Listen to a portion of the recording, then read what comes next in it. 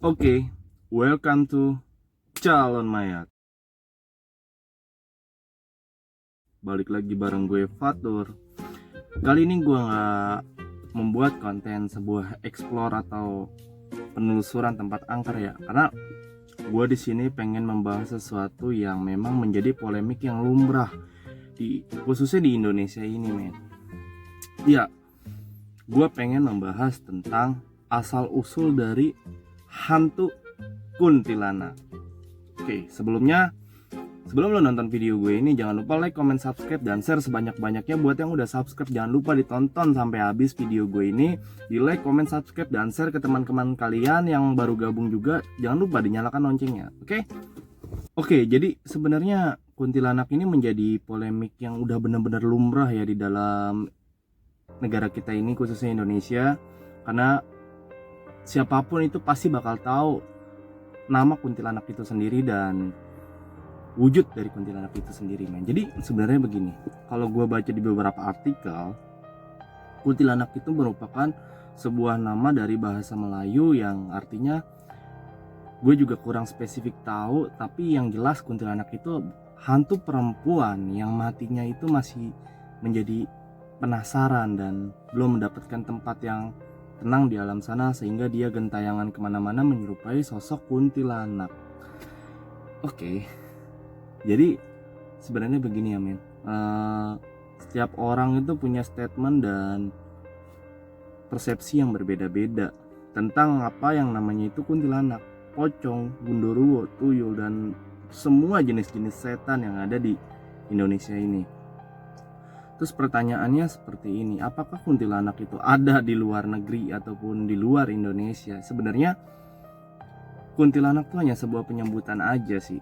Penyambutan, bahkan penamaan dari suatu negara aja. Mungkin di negara lain tuh berbeda hal dengan nama kuntilanak itu sendiri. Ada yang bilang sadako segala macem, dan sebenarnya sama mereka. Jadi kalau menurut gue sendiri begini, men. Kuntilanak sendiri itu adalah salah satu bentuk manifestasi dari jin atau dari makhluk jin. Loh, kenapa? Gitu. Karena jin itu dapat berubah bentuk dan dapat menyerupai sosok yang dia inginkan. Karena jin, setan, iblis, siluman, mereka itu bersifatnya goib, men. Benar-benar goib. Lalu setelah itu mereka menampakkan yang menurut mereka bisa melunturkan keyakinan manusia kepada ajaran agamanya. Sebenarnya hal kuntilanak, jin, pocong, segala macam itu hanyalah bentuk dari manifestasi aja, men. Kenapa gua ngomong seperti ini? Karena pada dasarnya seperti ini loh, jin, setan, dan sejenisnya makhluk goib, mereka tuh sebenarnya bentuk asli mereka adalah sebuah gelombang. Lalu kok bisa mereka itu menampakkan diri? Karena begini, dalam analoginya dan algoritmanya itu seperti sebuah gelombang yang dimana gelombang tersebut ini bisa berubah bentuk. Mungkin kalau lo pernah belajar fisika pasti ada yang dinamakan dari perubahan bentuk ya. Seperti kayak es batu perlu perubahan cuaca untuk menjadi cair, dan bahkan air perlu perubahan cuaca dingin untuk menjadi es batu. Sebaliknya pun seperti itu. Dan jin ini bisa membentuk diri atau merubah wujud dia dari sebuah gelombang yang sangat tak kasat mata. Lalu setelah ini, dari mana sebuah gelombang ini bisa mendapatkan energi untuk merubah bentuk dia? Salah satunya adalah dia bisa berinteraksi untuk berubah wujud dan berubah bentuk dari efek ketakutan manusia, men. Nah, kenapa di sini gue selalu menekankan ketika gue explore ataupun apa itu, gue selalu bilang, bahkan sebelum-sebelumnya di video gue ada beberapa gue menyebutkan bahwa kita itu hidup berdampingan dengan yang makhluk seperti itu. Justru mereka tuh bisa berubah wujud, berubah rupa dari ketakutan manusia. Semakin lo takut, semakin dia tuh senang, tau gak? Senang untuk menakuti manusia. Bahkan ada beberapa yang bilang bahwa si jin tersebut ini mengaku dari arwahnya si A, arwahnya si B, arwahnya si C, dan yang lain-lain. Padahal sejatinya manusia itu adalah ketika manusia sudah mati, lalu selesai urusan di dunianya, dan dia akan kembali dan berurusan di alam barzakh. Mungkin kalau sebagian agama Islam mungkin tahu ya, hal-hal seperti ini tuh materinya udah ada di agama Islam itu sendiri, bahwa setiap manusia akan menemui kematian, dan seorang yang menemui kematian akan mempertanggungjawabkan semua amal perbuatannya di sana, dan lo akan diadili di sana sebelum lo menjemput atau menyambut hari kiamat nanti, men.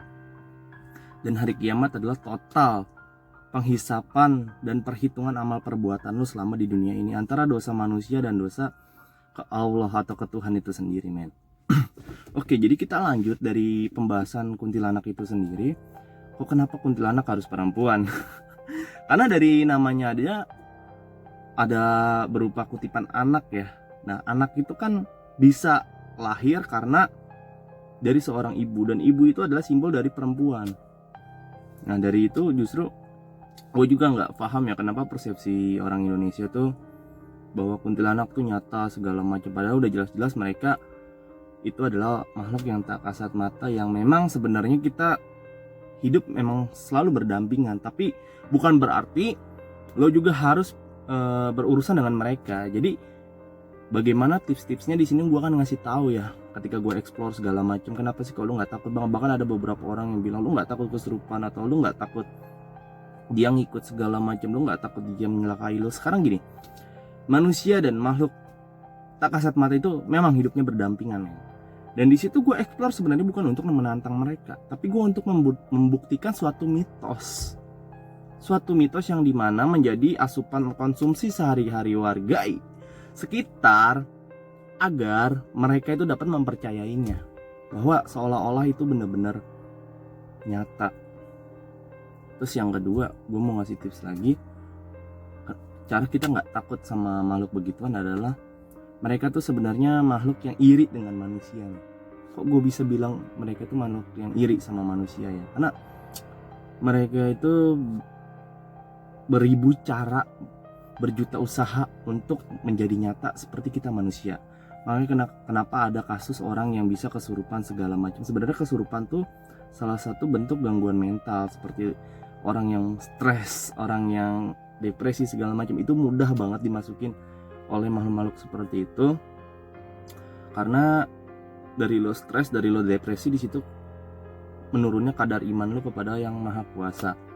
Jadi seperti itu. Gue akan menjawab beberapa dan membuka beberapa mitos ya tentang kuntilanak itu. Terus ada yang bilang kuntilanak tuh senang dengan atau identik dengan suara anak ayam gitu. Ada yang bilang anak ayam, ada yang bilang bau melati, segala beda-beda sih, setiap lokasi tuh beda-beda, men.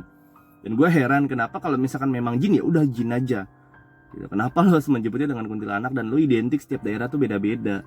Bahkan ada yang identik dengan suara musik apa seperti itu. Bahkan ada yang mitos menguak lagu Lingsir Wengi itu bisa memanggil kuntilanak. Nyatanya nggak ada. Lu tonton di video gue sebelumnya deh. Gue itu membuktikan persepsi itu pada saat gue explore di rumah kosong sendirian. Gue setel lagu Lingsir Wengi di situ, dan ternyata hasilnya nggak ada apa-apa. Karena seperti itu semua itu tergantung dari sugesti lu, men. Sugesti lu tuh kayak bagaimana. Dan juga ada sih beberapa kasus di luar daerah sana ataupun masih di Indonesia sendiri yang memang ada beberapa mitos yang mengatakan bahwa kuntilanak senang dengan anak kecil. Karena kenapa ya? Karena bisa jadinya begini, bisa jadi bisa enggak. Oke, gue bakal bahas bisa jadi dulu. Bisa jadi tuh karena anak kecil tuh suci ya, suci, masih wangi. Dalam arti masih belum ada dosa. Dosa sebenarnya ada, cuman ditanggung oleh orang tuanya. Dan di situ sebenarnya makhluk-makhluk seperti itu tuh senang dengan orang-orang yang suci sebenarnya. Makanya jangan heran ketika lo udah mulai rajin beribadah, rajin memperdalam agama, dan di situ cobaannya makin banyak karena makhluk seperti itu demen sama orang-orang yang suci sebenarnya, men. Jadi polemik kuntilanak tuh sekarang kita udah nggak kaget lagi, dan beberapa mitos seperti itu. Bahkan ada yang bilang kalau suaranya makin jauh dia makin dekat, kalau suaranya makin dekat dia makin jauh. Sebenarnya kita kembali lagi ke pembahasan tentang algoritma dari gelombang jin itu sendiri, men. Ya kan? Nggak ada terbentuknya sebuah api kalau tidak ada gesekan. Tidak bisa makhluk seperti itu mewujudkan diri mereka kalau tidak ada ketakutan dari manusia. Itu yang harus lo catat. Oke, mudah-mudahan lo semua bisa mengambil positif dari video gue ini dan bisa menjadi hiburan kalian. Dan sebelum gue akhiri video kali ini, jangan lupa like, komen, subscribe, dan share sebanyak-banyaknya ke teman kalian. Dan jangan lupa nyalakan loncengnya, ada di samping tombol subscribe, supaya kalian tidak ketinggalan video terbaru dari channel gue ini. Oke, sekian dari gue. Terima kasih semuanya. Mohon maaf kalau gue ada salah. Salam cuagapat dari Calon Mayat.